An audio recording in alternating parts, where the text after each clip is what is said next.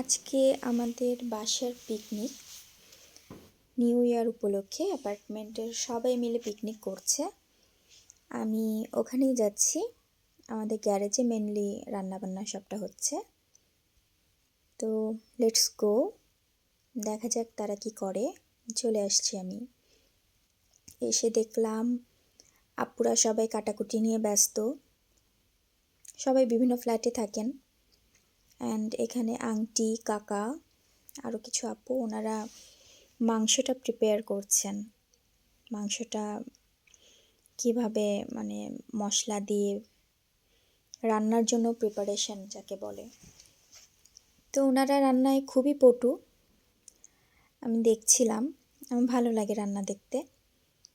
বিভিন্ন রকম মশলা পরিমাণ মতো দিয়ে তারা প্রিপেয়ার করছে। অ্যান্ড টক দই, আদার্স সব কিছু দিয়ে দিচ্ছিলেন তারা। আমি যদিও রান্নাবান্নায় খুব ভালো না, কাঁচামরিচটা এগিয়ে দিয়েছিলাম। কিছুটা ইনভলভমেন্ট তো দরকার। তো কাকা এখানে সব কিছু মিক্সড করে নিয়ে রেডি রান্নার জন্য। মাংসটা প্রিপেয়ার করছেন। দাঁড়িয়ে দাঁড়িয়ে তাই দেখছিলাম। অ্যান্ড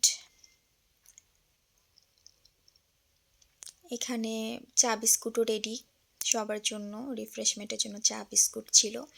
আর চাচা মাংস কষাচ্ছেন, মাংস মাখাচ্ছেন, সেই মাখাচ্ছেন, আর আমি তাকে উৎসাহ দিচ্ছি।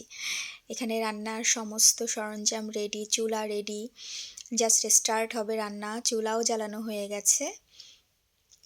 তো এই ফাঁকে সবাই একটু চা নাস্তা খেয়ে নেবে।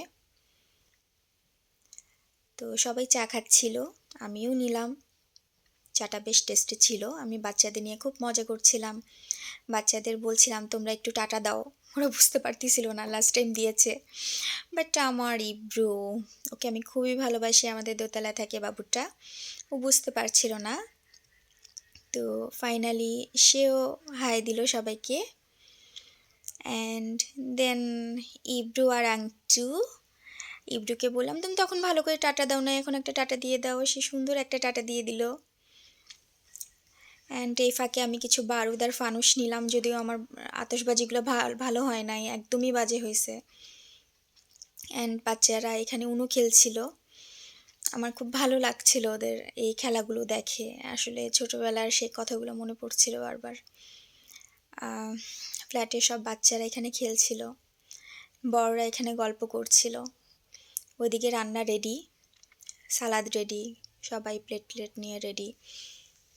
খাবার দেখলাম বেশ ইয়ামি লাগছে। অ্যান্ড সবাইকে খাবার দেয়া হচ্ছিল।